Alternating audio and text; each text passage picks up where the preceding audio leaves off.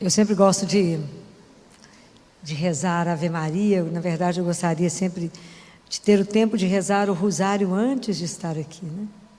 Para começar a falar, né? E tem histórias belíssimas sobre isso, né? E São Domingos foi um grande pregador, né? Um grande pregador. E ele rezava o rosário antes de começar a falar. Vocês imaginam, um dia ele estava em Paris, e lá na Notre Dame, catedral, ele lá dentro rezando o rosário, a igreja lotada, e só tinha os grandes catedráticos no dia, só o povo das universidades estava lá. São Domingos preparou um trecho, ele prepara uma pregação, né? Porque aqui a gente faz uma meditação, é completamente diferente, né? Então preparou aquela pregação, estava lá rezando o rosário, quando Nossa Senhora entrou onde ele estava. Pode imaginar? Era para acabar de ficar morto, né? Antes de lá falar. Nossa Senhora falou com ele assim: Domingos, deixa eu ver o que você preparou. Vou morrer, não? Ele mostrou, ela olhou, falou com ele: muito bem, Domingos, está muito bom o que você preparou. Mas, na verdade, eu quero que você fale isso aqui para eles. Era sobre o rosário. Quase morreu, que falou: como que eu vou falar diante desse povo, né, da universidade, só os grandes da universidade, falar com eles sobre o rosário. E nada disso aqui, é isso aqui, viu, Domingos, que você vai pregar para eles, é o rosário hoje. Porque é espetacular, porque a gente não conhece o poder do rosário, né? A gente desconhece, né? E Jesus fala que depois da Santa Missa, a oração que mais agrada o céu é o terço, é o rosário. Não é dele que eu vou falar hoje não, mas é porque eu lembrei que eu estava rezando a Ave Maria. É porque ele fala que a hora que a gente está rezando, as graças são derramadas. E que qualquer coisa se consegue através do terço. Não há nada que não se consiga através do terço. Então a gente precisa pensar nisso, porque quem disse isso foi ele, não sou eu não, foi ele que falou. Rezem. Então o pessoal me fala assim: filho, me dá uma oração forte, fala, reza o terço. Ah, mas o terço... Existe uma resistência imensa com o terço mariano, que é exatamente porque ele vai despender graças demais. Então é isso. Então por isso que eu gosto de rezar, porque ela é a nossa intercessora, né? Ela vai ficar aqui intercedendo por mim e por vocês, né? Então, porque a gente precisa de chamar a mãe para estar conosco, né? Quando vai falar do filho dela. Para quem está com a Bíblia, vocês estão aprendendo, né? Abre em Mateus capítulo 17. Eu vou te fazer todo mundo trazer a Bíblia de novo, né? Porque a gente precisa aprender a manusear a palavra de Deus. Nós estamos na geração do celular, nós estamos lendo muito pouco. Nós estamos lendo livro muito pouco. E a nossa mente precisa de livro. Essas coisinhas curtinhas de TikTok, vai não. Temos que ler. Hoje uma das coisas que estão acontecendo com as crianças é que elas estão viciadas em TikTok, elas não conseguem ler o enunciado da questão da prova toda. Ela lê pela metade e marca errado, que ela acabou de ler. Estão viciadas em coisas rápidas. Hoje está um problema muito grave. Mas não é esse o assunto. Acharam? Está no amém ou na misericórdia? Acharam? Já? Então, Mateus capítulo 17, versículo 1, a transfiguração. 6 dias depois, Jesus tomou Pedro, Tiago e João, e seu irmão João, e os levou para um lugar à parte sob uma alta montanha. E ali foi transfigurado diante deles. Seu rosto resplandeceu como o sol, e as suas vestes tornaram-se alvas como a luz. E eis que lhes apareceram Moisés e Elias conversando com ele. Então Pedro, tomando a palavra, disse a Jesus: Senhor, é bom estarmos aqui. Se queres, levantarei aqui 3 tendas, uma para ti, outra para Moisés e outra para Elias. Ainda falava quando uma nuvem luminosa os cobriu com a sua sombra, e uma voz que saía da nuvem disse: Este é o meu filho amado, em quem me comprazo. Ouviu. Os discípulos, ouvindo a voz, muito assustados, caíram com o rosto no chão. Jesus chegou perto deles e, tocando-os, disse: Levantai-vos e não tenhais medo. Erguendo os olhos, não viram ninguém. Jesus estava sozinho. Palavra da salvação. O contexto da transfiguração, Jesus estava no caminho para o Calvário. E Jesus chamou 3 discípulos, Pedro, Tiago e João. Pedro, uns dias antes dessa cena, tinha feito uma das declarações mais lindas para Jesus, tinha falado com ele: nós cremos que tu és o Cristo, o Filho de Deus vivo. Mas logo depois que ele falou com Jesus assim. Jesus começa a contar que ele vai para Jerusalém, ele vai ser rejeitado, ele vai sofrer muito e vai morrer. Pedro falou: não, você imagina, isso vai acontecer isso com o Senhor. Porque ele tinha medo não só por Jesus, mas por ele. Porque o seguimento de Jesus não é brinquedo. Falou: o quê? Se vai acontecer isso com ele, vai acontecer conosco. Imagina, vamos ficar aqui tudo bem, todo mundo tranquilo, fica pensando nessas coisas, né? E Tiago e João tinham brigado pelos primeiros lugares. Então vocês imaginam que a turma estava caminhando com Jesus igual a gente e estava completamente equivocado sobre ele e sobre o que era caminhar com Jesus, né? Completamente equivocado.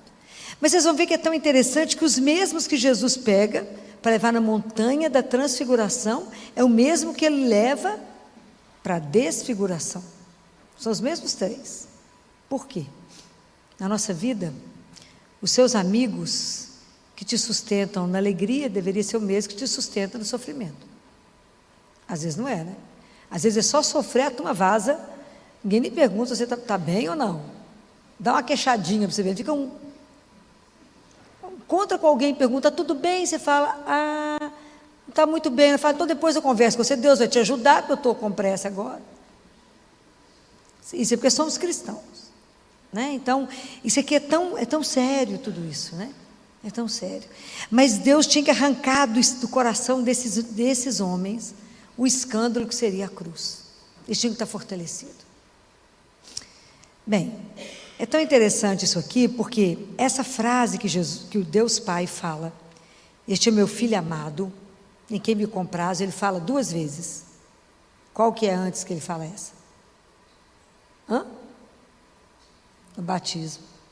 Então, Deus Pai, na hora que Jesus é batizado por João, que ele sai da água, fala: este é meu filho amado. A diferença é que aqui ele fala: ouvi-o, escutai-o. O que Jesus está falando nessa hora? Nada. Então por que Deus Pai mandou a gente ouvir? Jesus não está falando. É porque, na verdade, escutar tem uma outra tradução bíblica, né? Quer dizer, acolha Jesus, acolha esse mistério daquilo que ele é. Escutar na Bíblia está relacionado com obedecer. Está lá em Deuteronômio 5: ouve Israel, o Senhor é o único Deus. Ok? Então a fé vem pela escuta. O que tem a ver falar dessa transfiguração 2000 anos depois, hoje, na vida de vocês? Vocês entenderam na missa qual era o sentido de vocês ouvirem esse trecho de novo hoje? Não? De verdade, a gente está aqui entre irmão, né? Entrou, escutou e ficou por isso mesmo? Pensou nisso nessa semana? Claro que não, né? Tanto de coisa para pensar, né? Tanto de problema. De verdade, alguém lembrou disso? Não. Então, isso a gente precisa ser honesto com a gente mesmo, não é?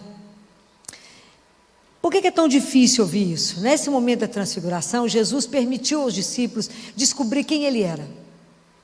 De verdade, ele se transfigura, ele se transforma e revela que ele é Deus.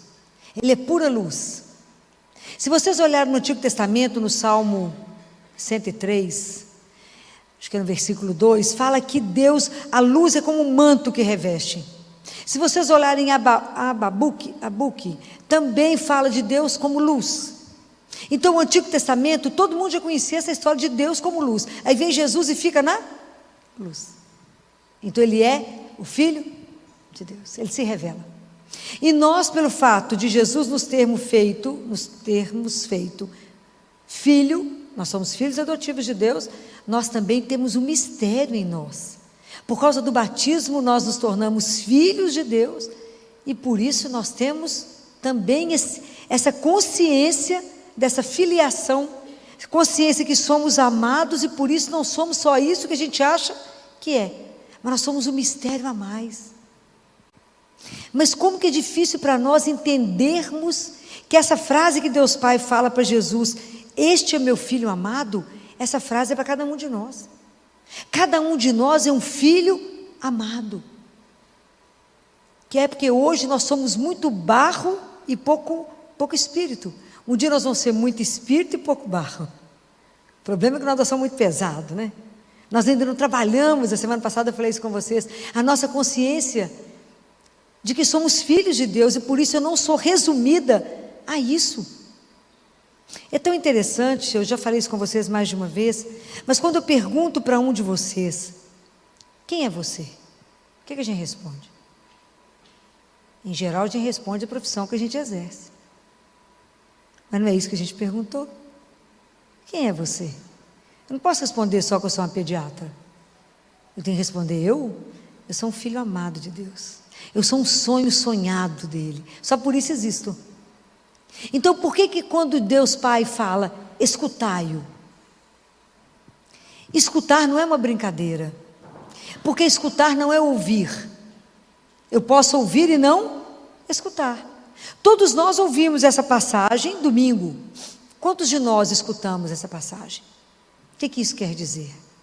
Escutar, escutar exige de mim uma atitude que eu não escuto, não é com o ouvido, mas eu tenho que estar atento a essa palavra que vai me transformar, que vai me orientar na vida, me colocar na consciência de um olhar que me conduz.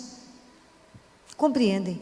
Se essa palavra não chegou no meu coração, se essa palavra escuta não chegou em mim, e que eu tenho que pegar a palavra de Deus e escutar, então eu tenho que pegar a palavra de Deus e colocar a minha vida diante disso, e falar, o que ser filho de Deus transformou a minha atitude?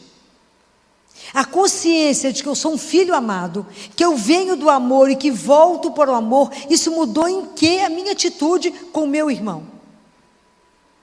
Se eu não for transformada, eu estou sendo, está valendo o que a caminhada? Eu vou deixar para me transformar quando?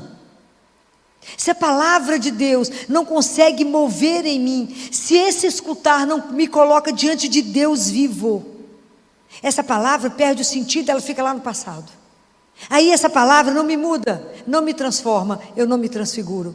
Aí adiantou o que escutar isso? Nada, eu ouvi, mas eu não escutei. Escutar exige de mim hospitalidade, porque eu tenho que pegar essa palavra, colocá-la dentro de mim e falar, Espírito Santo, me transforma nessa palavra. Eu tenho que ter coragem de olhar a minha vida diante disso e falar, se eu for chamada diante dele hoje, eu já mudei o que na consciência de ser filho? Nada. Eu realmente estou investindo na minha vida espiritual, na consciência que eu tenho um pai que me ama e que para me mostrar o amor do meu pai, além de amá-lo, eu tenho que amar o outro que está perto de mim, porque nós somos irmãos. Eu não rezo Pai meu, eu rezo Pai nosso. Compreendem? E nós, para sermos cristãos hoje, temos que ter atitude de coerência. Eu não posso ser cristão fragmentado, que venho à missa, aqui rezo, e ali fora eu já me comporto como um pagão. Falei semana passada, nós estamos vivendo como pagão batizado. É dura essa frase. Mas é assim, qual é a diferença que eu estou fazendo na vida do meu irmão, dos colegas de trabalho, dentro da minha família? Porque ter fé em Deus é muito mais do que eu ter conhecimento, de eu achar que eu sei tudo de Jesus, ou que eu não, já ouvi falar essas histórias todas, Filó, sei tudo de cor. Mas o que isso impacta na sua vida? Além de eu estar diante dele vivo, eu tenho que estar nele e com ele. É preciso que a gente pare e pense, tudo na minha vida tem Deus como princípio? Sim ou não? Senão eu digo para vocês que é tempo perdido. E tudo que vocês fizeram hoje sem amor, foi tempo perdido. Compreendem? O que te mantém, então, essa consciência de que eu sou filho de Deus, isso tem que me motivar a caminhar. Se eu sou um filho amado, eu tenho que estar transformando. Mas isso exige de nós, além da hospitalidade, exige de nós um permanecer em Deus. Exige de nós que a gente tem que sempre Estar ali exige de mim todo dia sacrifício? Exige. Eu preciso escutar isso todos os dias? Preciso. Eu tenho que dizer ao Senhor que eu pertenço a Ele todos os dias? Sim ou não? E vocês renovam isso? Porque para Deus só existe hoje. O presente. O passado está na misericórdia. E o futuro está na providência. Eu só tenho agora. Para amar e servir a Jesus, só tenho agora. Eu não tenho depois de amanhã. Então é agora que a vida me exige a minha atitude cristã. É agora. Quando Pedro viu aquele povo lá, aquela belezuda, Deus falou, ele falou, vamos ficar aqui em cima mesmo, Jesus, bobagem lá embaixo. Por que nós vamos descer e comprometer com o outro? Lidar com o sofrimento do outro, lidar com o irmão miserável, lidar com aquele que está com fome, lidar com aquele que é difícil. É duro, não é fácil não. Então eu acho, às vezes eu não tenho conhecimento ainda, eu tenho um amontoado de informação, mas eu não tenho a vivência da fé. E a nossa diferença é viver na fé todos os dias. Porque Jesus falou que viver com Ele vai nos limitar sem sofrimento. Falou? Vocês rezam que nada de ruim vai acontecer com vocês. Está escrito isso em algum lugar? Não está. Ó, que vocês tiverem dúvida, vocês vão em Lucas. Lucas 7, se não me engano. Lucas, eu acho que eu não vou lembrar aqui exatamente quando, ele diz que aquele que escuta a palavra dele e a põe em prática, que a gente tem que escutar e viver, é como o homem que construiu a casa na terra, na rocha. Aí vem a tempestade, vem o que vier e a casa permanece. E aquele que constrói sobre a areia, no primeiro problema que tem, ele diz, cai. O que te mantém de pé? Na vida nós temos que ter uma âncora. Você tem que ter um eixo firme. Porque a hora que as notícias ruins chegarem, nós permanecemos de pé. Uma vez perguntaram para um prior, né, que é de uma comunidade monástica, que era um monge muito jovem, e disse para ele, mas por enquanto vocês estão nessa comunidade com fervor muito grande, né, no aleluia, mas você sabe que o sofrimento vai chegar. Sim, ele falou, sim, eu não tenho dúvida. Mas então como é que vocês, o que vocês acham? Ele falou, eu só espero que quando o sofrimento chegar, ele nos encontre na escuta do Evangelho. Prestou atenção na diferença? Então a nossa vida, ela tem que estar sedimentada na palavra. Aquilo que disse Pedro na leitura de domingo. Nós vimos ele sendo transfigurado. Nós sabemos que ele é o Filho de Deus e nós não estamos atrás de fábula. Não é uma mentira isso. Isso é a decisão da nossa vida. É sério demais. Que nós fomos criados por Deus, convocados a uma vida que não vai acabar. Somos eternos. Com que consciência você caminhou hoje? O dia que a gente tem consciência que a gente caminha, cada dia que falta, menos um, fica tudo tão relativo, que a gente já não briga por um tanto de coisa. Filó, mas aquela pessoa me irritou. Bobagem, ficar com raiva. Diante de Deus nós vamos ter morrer de vergonha disso. Que é o nada. Nós temos que estar aqui pensando em coisas maiores. Pensa sempre assim, Jesus, como é que o senhor faria no meu lugar agora? Brigando por herança, tantas famílias destruídas quando morre alguém, destruídas. Quando vai fazer os inventários, quer matar uns aos outros, acabar de matança. Para quê mesmo? Vai levar o quê? Nada. E qual o investimento que está sendo feito na alma? Se nós somos filhos do Pai, que é amor e bondade, os nossos atos já são transformados nisso? As pessoas já conseguem olhar para nós e falar, está a cara do Pai. Não? Já conseguimos levar o amor na vida do irmão, a bondade, ajudar o outro na caminhada, a perceber a dor do outro, a acolher o outro.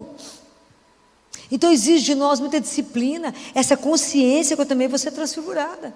Eu tenho que ser transformada. E o que te transforma? Qual que é o princípio disso? É a consciência que a gente é filho de Deus. Qualquer filho, não, amado. Essa é a diferença. Então você passa por um problema? Passo, sozinho? Não. Tanto que Jesus fala com eles, eles caem no chão, Jesus fala, levantai, não tenhais medo. Não tenham temor, temor e respeito a Deus, mas não tenham medo de caminhar. Então, o maior investimento que nós podemos fazer a cada dia é trabalhar a cada dia um pouco mais aquilo que somos. Quem eu sou? Para que a nossa vida seja muito mais transformada do que desfigurada, porque o pecado nos desfigura. Por que Nossa Senhora é tão linda? Porque nela só tem amor, não tem pecado. Observa a sua expressão no espelho quando você está irado. E olha a sua expressão quando você ama. É completamente diferente. Então a gente precisa começar a pensar. Se eu sou filha de Deus, eu preciso viver como filha dele. Filho dele. Andar com a confiança de filho. Ser transformado. Não ter medo. Tudo confiar ao Pai. Então, mas para ser transformado, é igual a pipoca. Como é que ela vira pipoca? O milho vira pipoca? No fogo. Como é que eu sou transformado? Pela ação do Espírito Santo. O Espírito Santo vai chegar aqui e vai te invadir? Não, você tem que pedir. E é através do coração imaculado de Maria. E várias vezes ao dia. Vem até mim, Espírito Santo de Deus, e me transforma. Transforma o meu coração, transforma o meu olhar, transforma a minha consciência que eu sou filha e me ajuda a caminhar como filho de Deus. Eu quero viver de forma que eu possa dar testemunho de Deus vivo. Sem isso não vale. Nós não podemos ser cristão destruído. Nós estamos ficando cada vez um número menor. Dar testemunho de Deus hoje não está brincadeira. Não está. Assumir que cremos em Jesus hoje e assumir isso não está fácil. Mas se a gente não tiver isso primeiro dentro de nós, essa certeza que a gente é filho dele e essa alegria de ter essa pertença a Deus, o que nós vamos levar para o irmão? Nada. Compreendem? Então por isso que eu preciso escutar. Mas para escutar a Deus eu preciso de silêncio. Observem um santo. As pessoas muito santas, elas são mais caladas. Fazem menos barulho.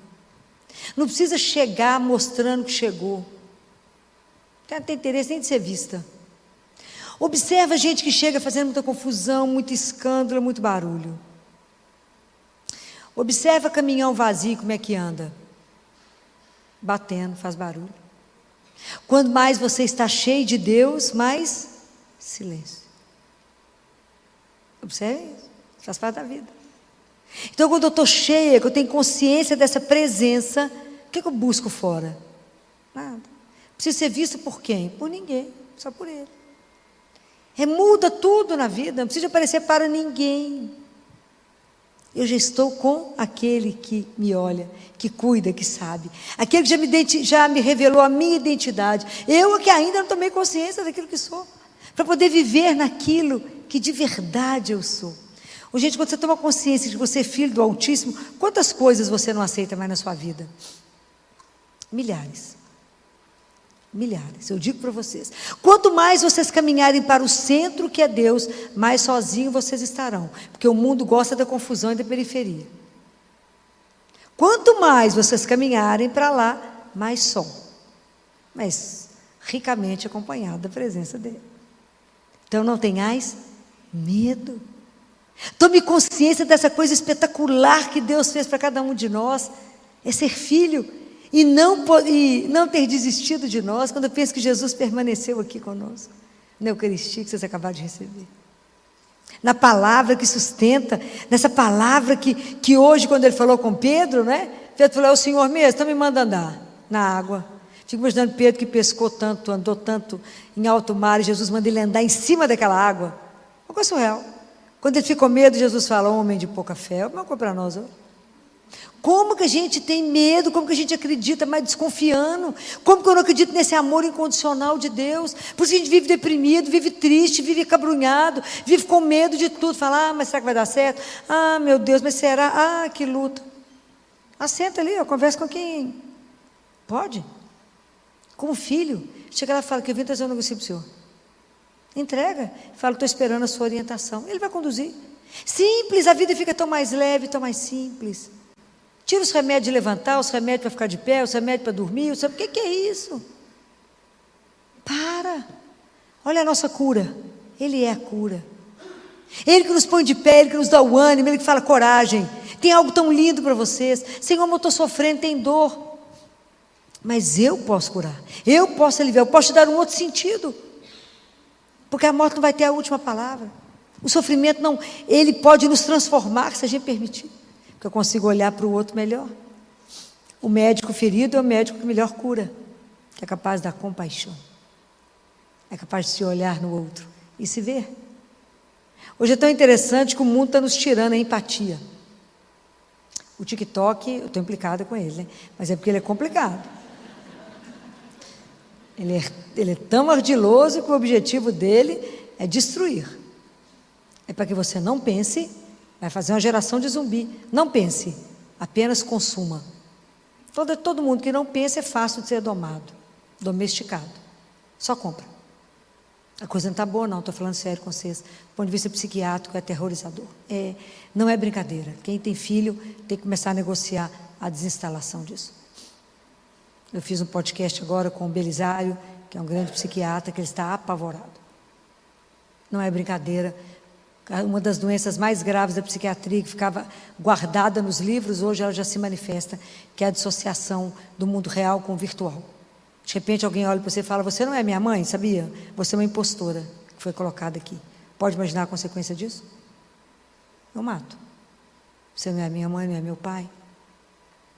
E ele é sutil, né? Destrói devagar. Não é uma brincadeira. Os meninos estão adoecendo, nem sabem mais por quê. Não conseguem sentir. Hoje faz parte da anamnese, a gente vê quantas horas de tela. Outro dia uma menina passando muito mal no meu consultório, que ela não sabia explicar o que era. Ela tinha 9 horas e 28 minutos de TikTok. O dia só tem 24. Nem ela viu, nem ninguém viu. 9 horas e 28 minutos. Então nós estamos com uma geração doente.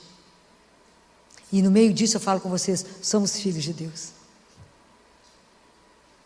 Nós não precisamos disso para a gente ser feliz. Nossa felicidade não está aí. Porque o TikTok está gerando nos meninos um tédio, porque eles não têm mais prazer na relação uns com os outros, sentar e conversar e bater um papo. O prazer é rápido e fugaz, rápido e fugaz, rápido e fugaz, então as relações serão nenhuma, líquidas. Essa é a construção que está sendo colocada nos adolescentes e em muitos adultos viciados. É seríssimo. Aí nesse momento eu chego para vocês e falo, você é um filho amado, imagina quem é que está interessado em ouvir isso.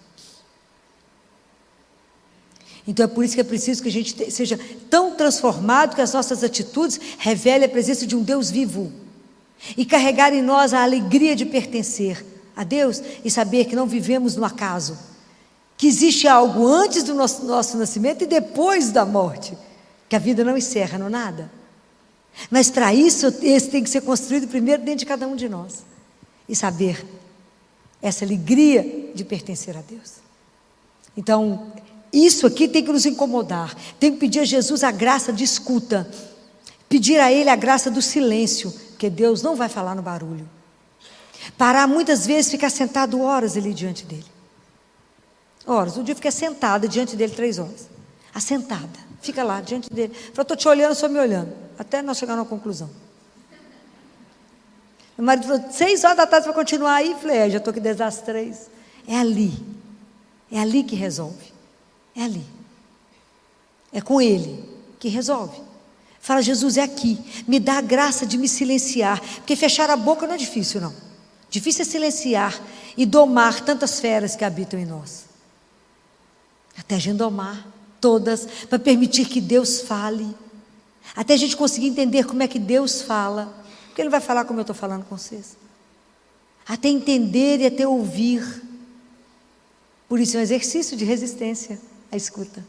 Escuta o exercício de resistência. Nem é sentar lá e falar, já está bom. Não. Às vezes gasta 3 horas, 4 horas. É preciso fazer com que isso seja uma rotina para nós. De verdade, seja um momento de um encontro. Escutar. Isso é uma das coisas mais preciosas da nossa vida.